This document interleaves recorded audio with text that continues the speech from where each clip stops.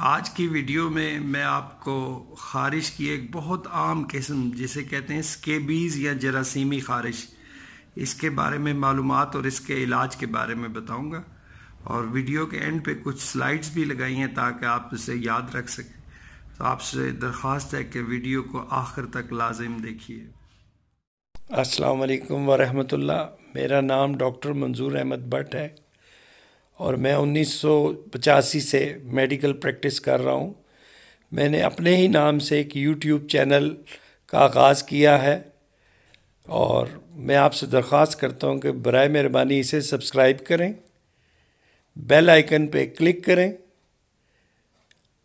अपने अजीज़ों दोस्तों के साथ मिलकर इसे लाइक करें और बराए मेहरबानी अपने अजीज़ों दोस्तों सोशल मीडिया पे शेयर करें। आइए अब आगे चलते हैं वीडियो की तरफ।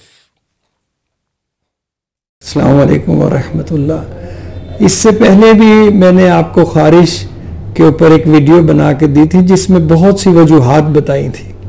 आज की इस वीडियो में मैं एक ख़ास टॉपिक यानी जरासीमी ख़ारिश या स्केबीज़ को डिस्कस करना चाहता हूँ। सबसे ज़्यादा तंग करने वाली बीमारी है और बेशुमार इसके मरीज़ हैं। तो स्केबीज़ के बारे में मैं आज आपको बताना चाह रहा हूँ। ये एक जरासीम जिसका नाम माइट है उससे लगती है। ये जरासीम हमारी जिल्द के अंदर आके रहता है, हमारी जिल्द से ग़िज़ा लेता है और उसी पे पलता है और पैरासाइट है इस हिसाब से कि ये इसकी अपना निज़ाम नहीं है, हमारे निज़ाम के ऊपर चलता है और जिल्द में आके रहता है। स्केबीज़ का जरासीम माइट अगर इंसानी जिस्म से 2 दिन अलग रह जाए तो वो मर जाता है। 2 से 3 दिन 48 से 72 घंटों में ये मर जाता है अगर ये जिस्म पे ना हो, क्योंकि इसे खुराक नहीं मिलती। तो ये जरासीम हमारे जिस्म में दाखिल हो, जिल्द से दाखिल होता है, जिल्द पे रहता है और वहाँ पे ये अंडे देता है जिल्द पे और उससे हमें ख़ारिश होती है। ख़ारिश बाज़ लोग हल्के हाथ से करते हैं, बाज़ तेज़, और ये इतनी शदीद भी होती है कि लोग छुरियों और कंघियों से करते हैं। तो ऐसा जब होता है तो ज़ाहिर है जिल्द पे नुकसान भी होता है और जिल्द पे ज़ख्म भी हो जाते हैं और दूसरी इन्फेक्शन होने की वजह से पीप भी पड़ सकती है। इस वीडियो की डिस्क्रिप्शन में मैंने एक गूगल से पेज का लिंक दिया है जिस पे आप ख़ारिश या स्केबीज़ की ख़ारिश के बारे में तस्वीरें देख सकते हैं, क्योंकि वैसे शेयर करना कॉपीराइट वाला आ जाता है। तो आप इस वीडियो की डिस्क्रिप्शन में जाके वो लिंक है वहाँ से आप विज़िट करके देखें कैसी तस्वीरें होती हैं। तो ये जरासीम महीनों सालों तक रह सकता है।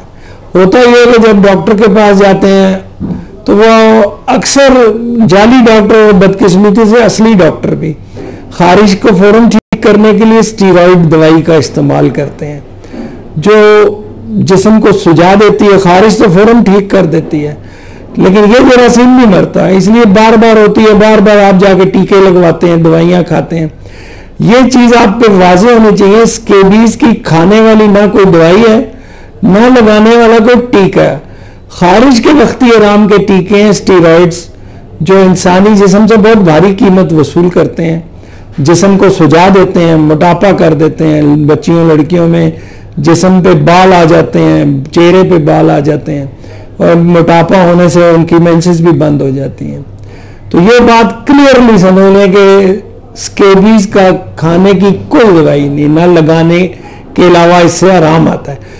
वक्ती तौर पे हम भी एलर्जी की गोली या ख़ारिश की गोली देते हैं लेकिन स्टीरॉइड से बचना चाहिए। तो ये जब भी जाएगी दवाई लगाने से जाएगी। आज की वीडियो में मैंने कुछ दवाइयों का नाम भी लिखा है, आप एंड पे स्लाइड्स देख के पढ़ सकते हैं कि कौन कौन सी दवा हम इस्तेमाल करते हैं और हमल में कौन सी महफूज हैं, बच्चों के लिए कौन सी महफूज हैं और बड़ों के लिए कौन सी महफूज हैं। आप स्लाइड वीडियो के एंड पे ये सारी और वीडियो के बीच में भी आपको ये मिलती रहेंगी, तो काइंडली वो आप देख लीजिए, नाम भी नोट करके कर सकते हैं। पहले आपको ये यकीन होना चाहिए कि है आपको स्केबीज़, ठीक है। एक साबुन का भी नाम लिखा है जो आप स्केबीज़ में यूज़ कर सकते हैं। तो साबुन जो है पूरे जिस्म पे लगाया जा सकता है और जो लोशन क्रीमें हैं वो गर्दन से नीचे लगानी होती हैं। जो भी तरीका, जो भी दवाई होगी, तरीका एक ही होगा। यानी पहले आपने गुस्ल करना है अच्छे तरीके से, और गुस्ल करने के बाद जिस्म को खुश्क करके वो लोशन या क्रीम गर्दन के नीचे से शुरू हो जाए और पाँव की उंगलियों के दरमियान तक कोई जगह बचने ना पाए, स्पेशली बगलों में, छाती या ब्रेस्ट के नीचे, ज़ेरे नाफ, पेशाब वाली जगह, पखाने वाली जगह, जो लातों के अंदरूनी हिस्से हैं, घुटने के जो बंद होने वाले हिस्से हैं, ये जरासीम ज़्यादातर उन हिस्सों में रहता है। आप जब इसका इलाज शुरू करते हैं तो मुख्तलिफ जगह से भाग के बंद हिस्सों में बंद हो जाता है वो। अगर आपने वहाँ क्रीम नहीं लगाई तो आप मुश्किल में पड़ जाएंगे, क्योंकि फिर वो वापस जाग जाएगा। तो सबसे अहम बात है, पहले नहाएं, नहा के जिस्म खुश्क करें, खुश्क करने के बाद थॉरली लगाएं इसे।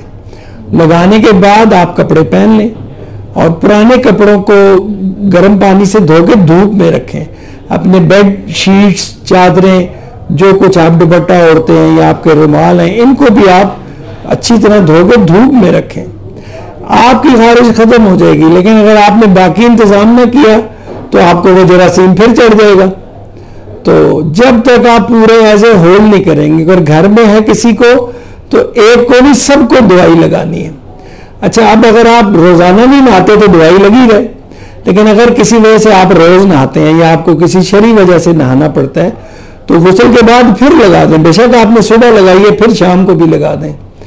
यानी उसे लगे रहना चाहिए आपके जिस्म पे। अच्छी तरह लगाई गई हो तो एक दिन में ये दवाई काफ़ी असर कर जाती है। 2-3 दिन के बाद एक दफ़ा फिर नहा के लगा लेते हैं। ठीक है, तो कोशिश कीजिए खारिश को इतना ना बिगड़ने दें कि आपके जिस्म में पीप पड़ जाए या दाने हो जाए। मदरसे से बच्चे बच्चियाँ आती हैं, वो इलाज प्रॉपर ना होने से इतना उनका बुरा हाल हो जाता है कि फिर उन्हें एंटीबायोटिक्स भी देते हैं। याद रहे, स्केबीज की खाने वाली कोई दवाई नहीं होती, न टीका। सिर्फ जहाँ बहुत बुरी खारिश है उसके लिए हम यूज करते हैं। तो स्केबीज में यही इसका इलाज है। और स्केबीज की पहचान ये है कि हाथों की उंगलियों के दरमियान, बगलों में, छाती के नीचे, पीठ पे ज़ेरे नाफ ज्यादा होती है, लातों के अंदर ज्यादा होती है। और ये 24 घंटे तो नहीं होती, ये मगरिब के बाद स्पीड पकड़ती है, क्योंकि मगरिब के बाद जरासीम अपने ठिकानों से निकल के बाहर आता है और ये अटैक करता है और आपको खारिश होती है। वक्ती तौर पे आप खारिश की गोली खा सकते हैं, एविल खा सकते हैं, टीडे खा सकते हैं, जो आपको मुआफिक है। तो जाएगा उससे नहीं, जाएगा मलने से।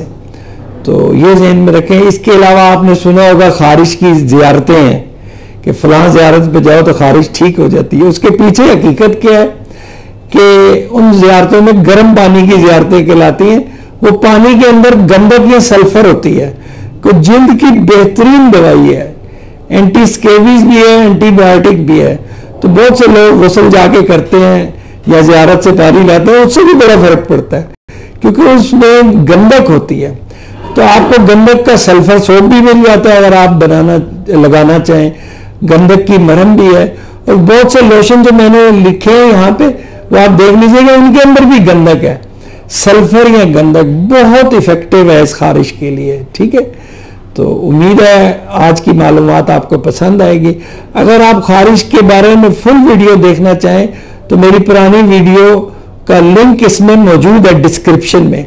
डिस्क्रिप्शन में मेरी खारिश के ऊपर वीडियो का भी लिंक है और जो तस्वीरें आप अगर देखना चाहें तो उसका भी लिंक है। तो अपने अजीज़ों का ख्याल रखिए। तो ये जहन में रखिए, मैंने आज तक जितनी वीडियोस बनाई हैं सबसे ज़्यादा मुझसे सवालात और सबसे ज़्यादा व्यू इसी वीडियो को किया गया जो पहले मैंने खारिश पे बनाई है और लिंक में दी भी है। तो ये जहन में रखिए, फालतू टीकों से बचें, गलत दवाइयों से बचें। और बहुत सी दवाइयाँ जो बच्चों की भी महफूज हैं, बड़ों की भी महफूज है, हमल में भी लगाई जा सकती हैं। तो इसी गुजारिश के साथ